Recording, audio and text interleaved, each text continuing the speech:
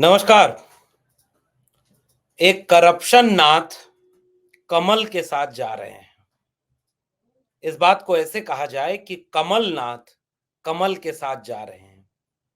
पुख्ता खबर आने के इंतजार के साथ विश्लेषण का समय तो है कि कल तक भारतीय जनता पार्टी जिस नेता को कमलनाथ की बजाय करप्शन नाथ कहती थी, भारतीय जनता पार्टी जिस नेता के खिलाफ तमाम तरह की बातें कहती थी, वही भारतीय जनता पार्टी उन नारों के साथ 3-3, 4-4 वीडियोस आज भी भारतीय जनता पार्टी के उसके साथ वहां पर हैं, जिसमें ऐसे-ऐसे बोल लिखे हुए हैं।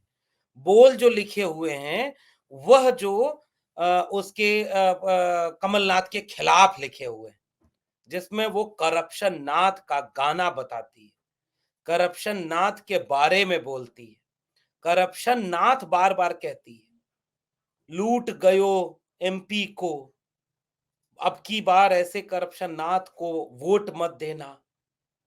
क्या मजबूरी है कि एक अकेला सब पर भारी का नारा देने वाले लोग, एक अकेला सब पर भारी की बात कहने वाले लोग आज की तारीख में बीजेपी के आने के लिए ऐसे-ऐसे लोगों को भेजते हैं, बुला रहे हैं, जिसको बीजेपी खिलाफ में बोलती रही है। आपको याद होगा कई नेता ऐसे आए, आज वो कहाँ हैं? क्यों ऐसी जरूरत पड़ रही है? क्या बीजेपी वाकई इतनी कमजोर हो गई है कि उसे ऐसे-ऐसे नेताओं की जरूरत पड़ रही है? या बाकी दलों के लोग अपने नेताओं का लिटमस टेस्ट नहीं कर पाए, उन्हें पहचान नहीं पाए, उन्हें रोक नहीं पाए कि उनको बीजेपी में जाना पड़ रहा है। आज की पूरी वीडियो में इस पूरे विश्लेषण के साथ हम बात करेंगे कि आज दो पहलुओं से ऐसे नेताओं के बारे में कैसे समझा जाए, क्या राय बनाई जाए कि एक तरफ तो बीजेपी कहती है कि वो अकेले अकेले भारी है, अकेले सब पर भारी है। वह जो अकेले बीजेपी भारी है, अगर वो अकेले भारी है, तो इतने लोगों को क्यों बुला रही है? क्यों अपने आने दे रही है, शामिल कर रही है? और दूसरी तरफ इन नेताओं के और इन विपक्षी पार्टियों पर इसका क्या प्रभाव पड़ेगा, क्या वजह है, दोष किसमें है, इन सब बातों पर आज की वीडियो में पड़ताल करेंगे। तो सूचना ये है कि इंडिया गठबंधन के घटक दलों में कई अब नीतीश कुमार पैदा हो गए हैं और कई नीतीश कुमार, कई जयंत चौधरी अब बीजेपी ज्वाइन कर रहे हैं और वो सारे लोग आज बीजेपी के साथ चले गए। जो लिखा हुआ था वो भी भेजो। जो आज भी बीजेपी के साथ चले गए, वो क्यों चले गए? करप्शन नीति की बात कहने वाले, आज पहली बात हम इस पर पड़ताल करेंगे कि कमलनाथ 3 महीने पहले तक करप्शन नाथ थे। ये बस घोटाले करते जाएंगे। दिल्ली में जब से ये मंत्री बने, बड़े बड़े स्कैम किए, हेलीकॉप्टर में दलाली खाई, इटली तक थी गूंज सुनाई, इटली तक थी गूंज सुनाई। भांजे के साथ ऐसा खेल रचाया, किसानों के खाद का हक खाया, सीडी का ऐसा चक्कर, बैंकों को अरबों का चूना लगाया। करप्शन नाथ फिर एमपी में आए, सीएम बनकर भी लूट मचाए, सीएम बनकर भी लूट मचाए। कर्ज माफी का वादा झूठा, गेहूं बोनस के नाम पर लूटा। सोचिए बीजेपी क्या कर रही है, गेहूं बोनस के नाम पर लूटा। ऐसे करप्शन, छात्रवृत्ति हो या सिंचाई घोटाला, ट्रांसफर पोस्टिंग में पैसा खा डाला, जाते जाते भी कांड कर डाला, मिनटों में किया मोबाइल घोटाला, मिनटों में किया मोबाइल घोटाला। करप्शन के इतने कांड कराए, तभी तो करप्शन नाथ कहलाए। तभी तो करप्शन नाथ कहलाए। एमपी से इसको दूर है रखना, अब की इसके जाल में न फंसना, अब की इसके जाल में न फंसना। भारतीय जनता पार्टी ने आज से लगभग 3 महीने पहले ही ये सारी बातें किसके लिए कही है?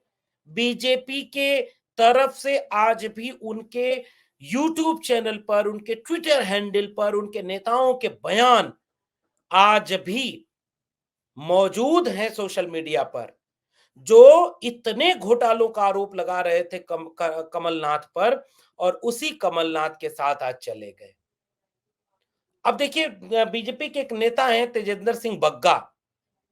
मध्य प्रदेश का जब मुख्यमंत्री घोषित किया गया था कमलनाथ को, तो वो बैठ गए थे कि 1884 सिख नरसंहार में 3 सिखों को जिंदा जलाने वाले और हिंदू धर्म रक्षक श्री गुरु तेग बहादुर साहब जी के पवित्र स्थान गुरुद्वारा रकाबगंज को आग लगाने वाले कमलनाथ को राहुल गांधी द्वारा मुख्यमंत्री घोषित किया जाने के खिलाफ अनिश्चितकालीन अनशन पर बैठे बीजेपी के नेता तेजेंद्र सिंह बग्गा।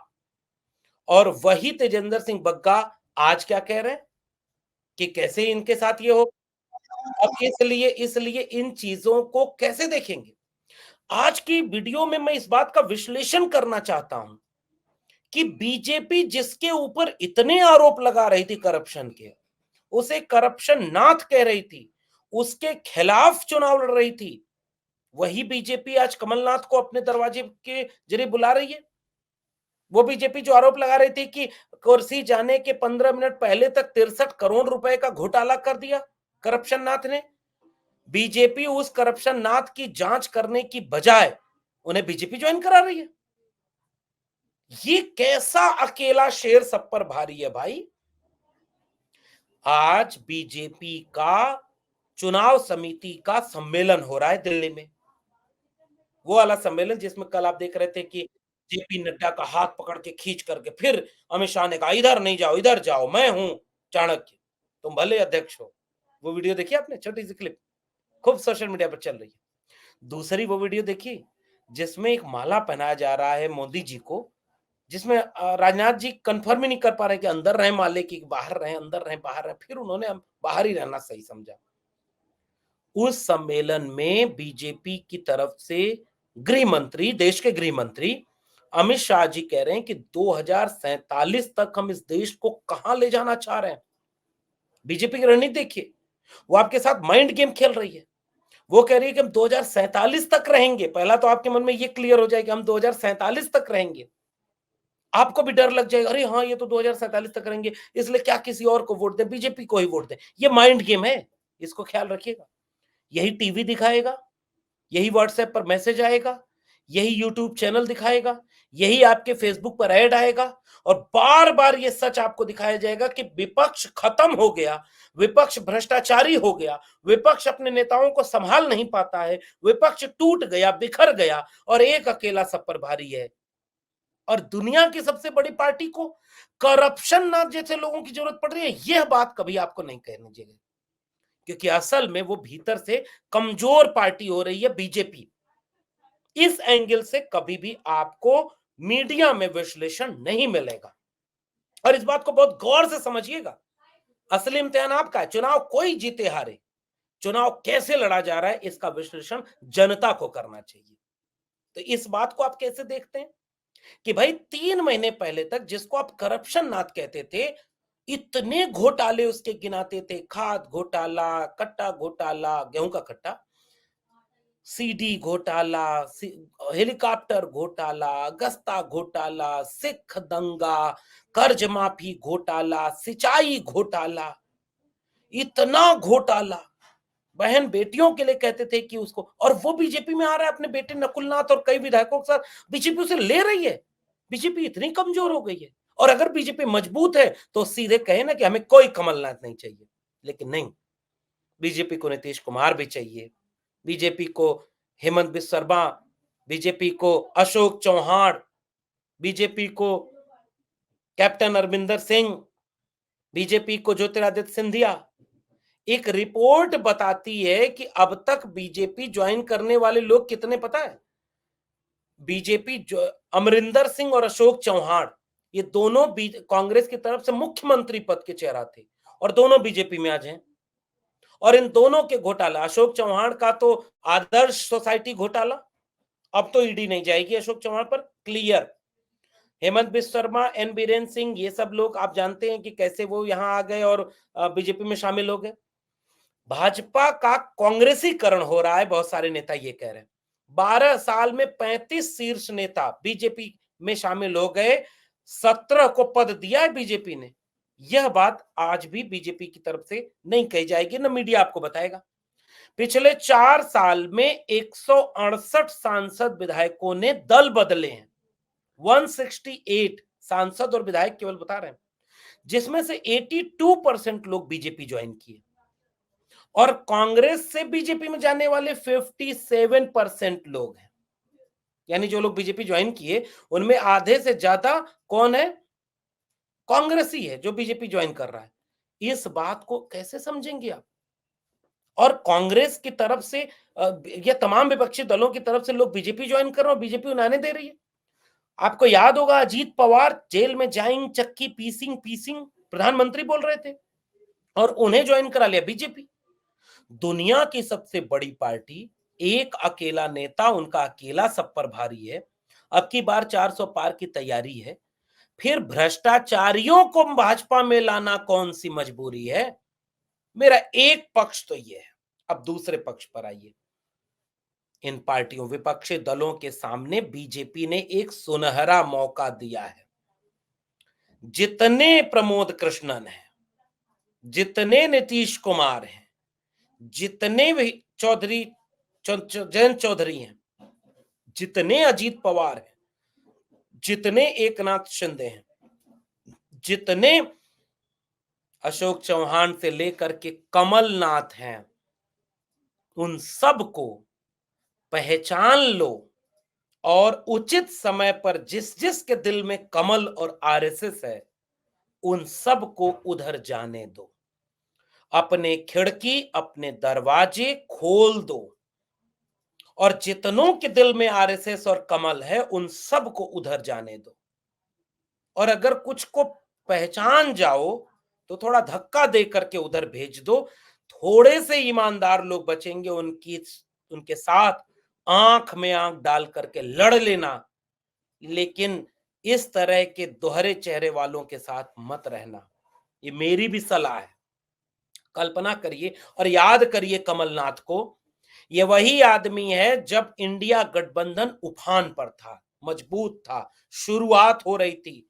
शरद पवार के घर एक बैठक हुई थी।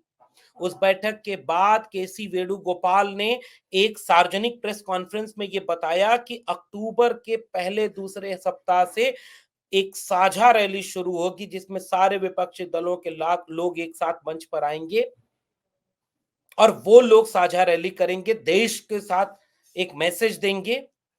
यही वो करप्शन नाथ थे जिन्होंने कहा कि नहीं, भोपाल में वो रैली नहीं होगी, क्योंकि हम इस समय बाबा बागेश्वर के चरणों में बैठे हुए हैं, हम नहीं अभी रैली होने देंगे।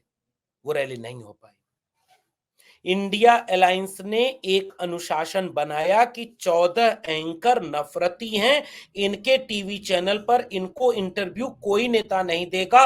और पहला नेता यही करप्शन नाथ था जिसने हेलीकॉप्टर में बिठाकर उन बैन किए गए एंकरों को इंटरव्यू देना शुरू कर दिया। कांग्रेस कैसे देर कर गई? जब सपा और कांग्रेस दोनों इंडिया अलायंस के पार्टनर थे, तो इस आदमी ने कैसे ये बयान दे दिया? कौन? अरे भाई अखिलेश को छोड़ो। और उसके बाद क्या हुआ? अपने विपक्षी साथियों का अपमान करना, बैन किए गए एंकरों को इंटरव्यू देना, साझा रैली न होने देना, आरएसएस और बीजेपी की पिच पर चले जाना। ऐसा लगता है कि ये तो पहले ही बिक गया था ये आदमी। इसीलिए अखिलेश यादव ने कहा था कि उनके तो नाम की शुरुआत में ही कमल लगा हुआ है। कितना नुकसान किया इन लोगों ने। इस बात को विपक्षी दलों को समय रहते पहचानना होगा कि अभी भी आपके घर में कई प्रमोद कृष्णन बैठे हुए हैं और अभी भी आपके घर में कई अशोक चौहान, कई कमलनाथ, कई जो है जयंत चौधरी, आपके घरों में कई ओम प्रकाश राजभर बैठे हुए हैं। अब इम्तिहान का वक्त है। आज के मुश्किल वक्त में जो आपका साथ छोड़ दे वो कभी आपका नहीं हो सकता। याद रखिएगा, कल ये सब पलट कर आए तो दरवाजा मत खोलना। आपको लगेगा कि उनकी जाति का वोट कैसे मिलेगा, वो अपने समाज के नेता हैं। इस समय मौका है, उनके समाज के नए प्रतिभाशाली नौजवानों को आगे बढ़ाइए राजनीति में, उनको मौका दीजिए, जो निडर हों, जो बेबाक हों, जो बिके न डरे न। क्योंकि आज की तारीख में लोग विपक्ष में क्यों जा रहे हैं, विपक्ष से सत्ता पक्ष में क्यों जा रहे हैं?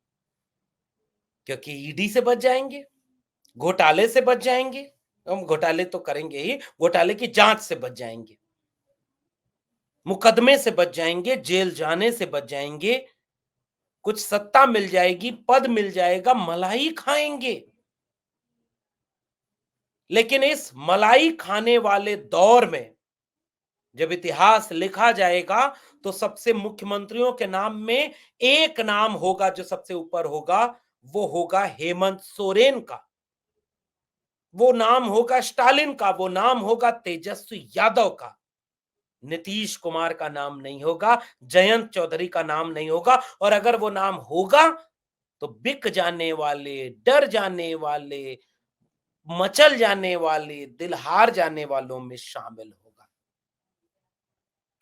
और जितने लोग इस समय सत्ता के साथ जा रहे हैं, कल्पना करिए कि ये लोग कितने लंबे समय तक इन विपक्षी दलों में क्या करते रहे। इसलिए ये उचित मौका बीजेपी ने तमाम विपक्षी पार्टियों को सौंप दिया है। मेरी सलाह को याद रखिएगा। ये मौका बीजेपी ने कांग्रेस को दिया है, ये मौका बीजेपी ने सपा आरजेडी को दिया है, हेमंत सोरेन को दिया है, ये मौका तमाम नेताओं को दिया है। और लिटमस टेस्ट कैसे करना है, इस मौके का इस्तेमाल कैसे करना है, मैं आपको एक सलाह दिए जाता हूं। जिस ईमानदारी और तेवर के साथ आरएसएस पर हमला करते हैं राहुल गांधी, जितने बीजेपी जितने कांग्रेस के बड़े नेता हैं, अगर उस तेवर और ईमानदारी के साथ बात नहीं रखते तो उन पर संदेह है। जितना ईमानदारी और स्पष्टता के साथ, निडरता के साथ जाति जनगणना मुद्दे पर, बेरोजगारी और महंगाई के मुद्दे पर, शिक्षा रोजगार के मुद्दे पर राहुल गांधी बात रखते हो, उतना ईमानदारी अगर किसी और में ना हो तो उसका लिटमस टेस्ट जरूर करिए। इसके सैंपल को देखिए ना। जिस तेवर के साथ तेजस्वी यादव कहते हैं कि हम तानाशाह को रोकेंगे, उस तेवर के साथ आरएसएस और बीजेपी पर हमला अगर कोई उनकी पार्टी का नेता न करे तो इसका मतलब उस पर संदेह मान करिए। जिस तेवर से पीडीए के जरिए एनडीए को रोकने का ईमानदार प्रयास अखिलेश यादव करते हुए दिखे, उसी तेवर के साथ उनकी पार्टी का नेता अगर पीडीए पर न बोले, जाति जनगणना पर न बोले, संविधान और सामाजिक न्याय पर न बोले, तो इस लिटमस टेस्ट की तराजू पर तौल लीजिए अपनी पार्टी के नेताओं को। और जितने के दिल में कमल और आरएसएस है, समय रहते उनको उनके घर पहुंचा दीजिए। ये इम्तिहान का मौका बीजेपी ने आपको दिया है। मिर्जा जवां बख्त जहांदार का एक शेर आप सबके नाम, आखिर गिल अपनी सर्फ दर्रे मैं कदा हुई, पहुंचे वहां ही खाक जहां का खमीर हो। जो जहां का खमीर है उसे उसी खाक तक पहुंचा दीजिए, उसी दर तक पहुंचा दीजिए जहां का वो है। और बाकी सवाल जरूर दिल में पूछिएगा कि अगर शेर अकेला सब पर भारी था तो इतने करप्शन का नाथों को बीजेपी में क्यों आने दे रहा है।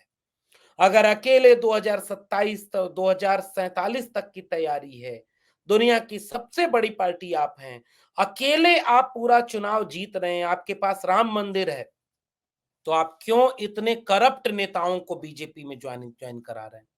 और कांग्रेस के लोगों, अपने यहाँ के आलोक शर्माओं को पहचानो, जिन्होंने समय रहते सबको चेता दिया था कि हमारे घर में कुछ कमलनाथ हैं जिनकी वजह से हम हारे। तुमने उन्हें सो कॉज नोटिस दे दिया? नहीं। अपने यहाँ के आलोक शर्माओं को पहचानो, उन्हें आगे बढ़ाओ और पहचानो कि कौन आपके घर में अभी भी वो बैठा है जो सामने से आपका दिख रहा है और पीठ पीछे से उसके दिल में आरएसएस या कमल बैठा हुआ है। वसीम बरेलवी का शेर मेरा याद रखना विपक्षी दल के नेताओं, उसी को जीने का हक है जो इस जमाने में इधर का दिखता रहे और उधर का हो जाए। और अगर आप राजनीति में रह करके ऐसे लोगों को चिन्हित नहीं कर पा रहे हैं तो अभी आपकी राजनीति में परिपक्वता की कमी है। और अगर चिन्हित कर पा रहे हैं तो समय रहते उधर जाने दीजिए। थोड़े से ईमानदार लोगों को अपने आसपास रखिए, निडर लोगों को, बेबाक लोगों को, वैचारिक रूप से स्पष्ट तेवर वाले लोगों को। समय वो आपके मुश्किल समय में खड़े रहेंगे और आपके साथ संघर्ष करके वो समय को बदलने की लड़ाई में शामिल रहेंगे। आपकी बातचीत कैसी लगी? नीचे कमेंट बॉक्स में ज़रूर बताइएगा। फिर मिलेंगे किसी और टिप्पणी के साथ, तब तक के लिए बहुत-बहुत धन्यवाद।